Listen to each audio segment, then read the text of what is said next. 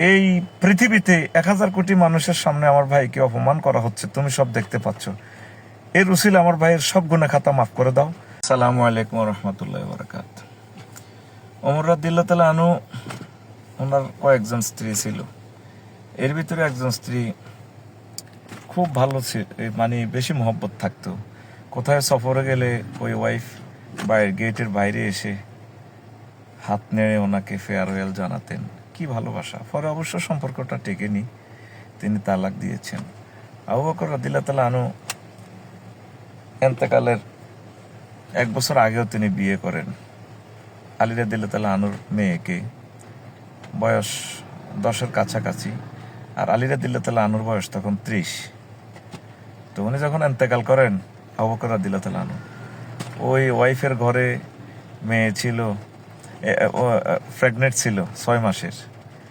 যেদিন রাসূল সাল্লাল্লাহু আলাইহি সাল্লাম এন্তেকাল করেন, যে রাত, সে রাত আম্মা আয়েশা সিদ্দিকাকে বললেন, মামনি তুমি থাকো, নবীজিকে কোলে রেখো, আমি সানাফল দিতে যাচ্ছি, তোমার ছোট্ট আম্মুর সাথে রাত্রি যাপন করব। এ হলো আমাদের বৈবাহিক জীবন। গাজী নজরুল ইসলাম ভাই সাতক্ষীরার ছাইরের সম্মানিত এমপি, একামতে দ্বীনের অতন্দ্র প্রহরী, কোটি কোটি মুসলমানের কলিজা, তাদের স্বামী স্ত্রীর ভিডিওটা ভাইরাল করে কি শান্তিটা পেলেন। আর মিডিয়া এমনভাবে লিখতেছে যেন মাস্তি মারতেছে আর কি। শোনেন, হে মুসলমান ভাই বোন, একদিন রবের সামনে আপনাদেরকে হাজির হতে হবে। ইয়াউমা তুবলা সারাইরু ফামা লাহু মিন কুওয়াতিন ওয়ালা নাসির। যেদিন তোমাদের ভিডিও আমি ভাইরাল করব আমার ট্রাইব্যুনালে, তোমাদের কোনো শক্তি থাকবে না, কোনো সাহায্যকারী থাকবে না।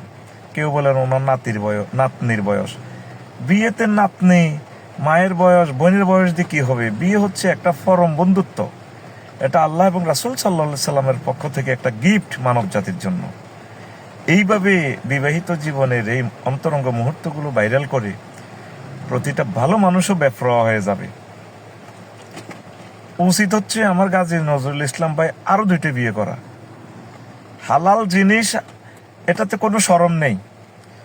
আরশের রব এই পৃথিবীতে 1000 কোটি মানুষের সামনে আমার ভাইকে অপমান করা হচ্ছে, তুমি সব দেখতে পাচ্ছ।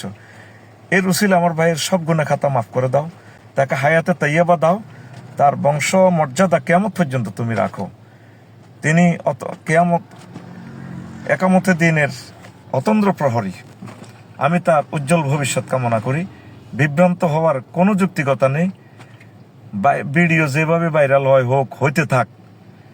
এগুলো যারা করতেছ, রবের সামনে একদিন তোমাদেরকে জবাব দিতে হবে। আসসালামু আলাইকুম রহমতুল্লাহি ওয়া বারাকাতুহু।